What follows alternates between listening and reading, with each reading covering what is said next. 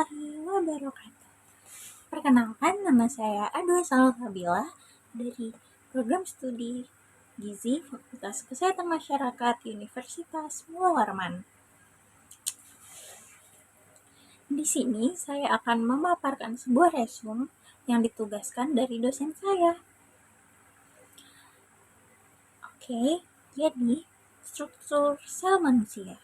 Sel manusia terdiri dari berbagai komponen dengan fungsi spesifik termasuk membran plasma, nukleus, dan sitoplasma.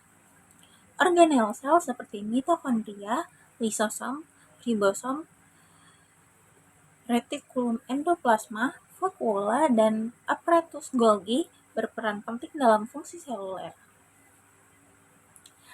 Apa aja sih komponen utama sel dan fungsinya? Oke, yang pertama ada membran plasma. Lapisan terluar sel yang memisahkan dari lingkungan luar, memberikan bentuk, melindungi sel, dan mengatur keluar masuknya zat membran plasma. Membran plasma tersusun dari molekul protein atau fosfolipid dan protein. Bersifat selektif, permeabel. Yang kedua ada nukleus. Nukleus adalah inti sel yang mengendalikan pertumbuhan, pematangan, pembelahan, dan kematian sel. Nukleus mengandung materi genetik atau biasa disebut DNA dan dilindungi oleh selubung nukleus. Dan yang ketiga ada sitoplasma. Apa ya sitoplasma itu?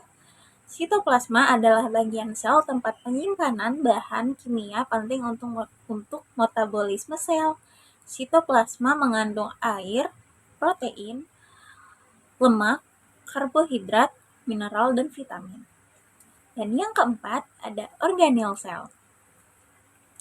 Organel sel adalah struktur khusus dalam sel dengan fungsi masing-masing. Apa aja sih organel dan fungsinya? Organel sel adalah komponen-komponen di dalam sel yang memiliki fungsi khusus. Apa aja sih fungsi khususnya itu? Nah, ini dia adalah beberapa organel sel beserta fungsinya.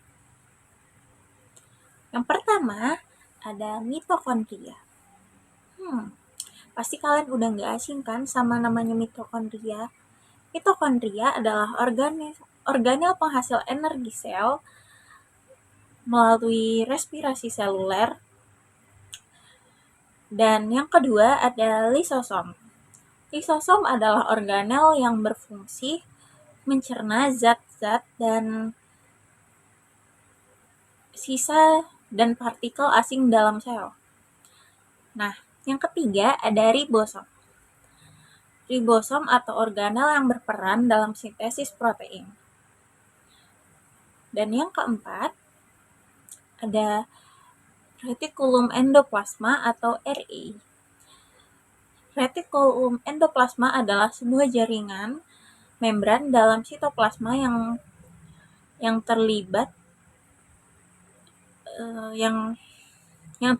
dalam sintesis dan transportasi protein dan lipid.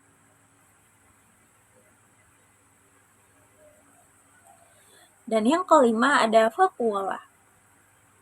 Apa sih vakuola itu? Vakuola adalah organel penyimpan air, makanan, dan zat-zat lainnya. Dan yang terakhir, keenam, ada aparatus Golgi. Aparatus Golgi adalah organel yang memproses dan mengemas protein sebelum diangkut ke tujuan akhirnya.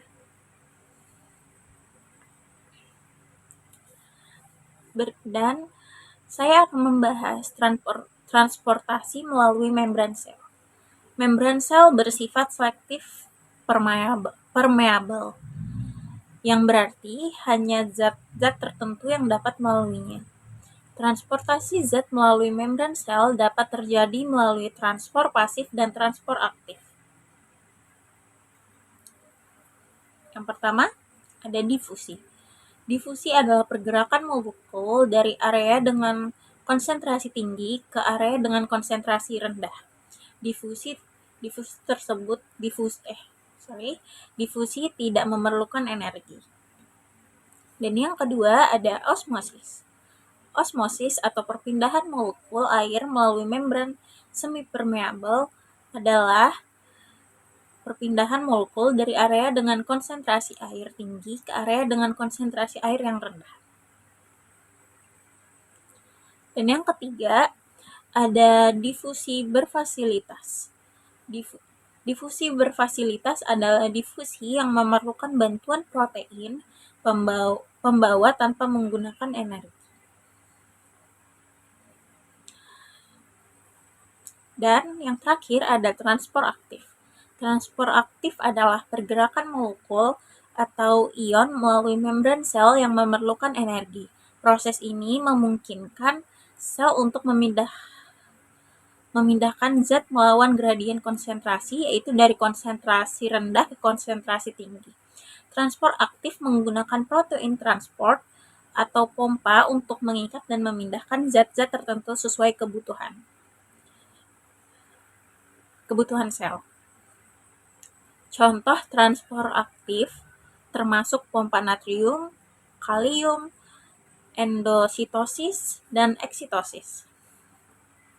Transport aktif berperan penting dalam berbagai proses seperti penyerapan nutrisi, pemompaan ion, dan pengeluaran sisa metabolisme. Oke, itu aja penjelasan dari saya mengenai resum yang diberikan. Kurang dan lebihnya saya mohon maaf. Wassalamualaikum warahmatullahi wabarakatuh. Thanks for watching.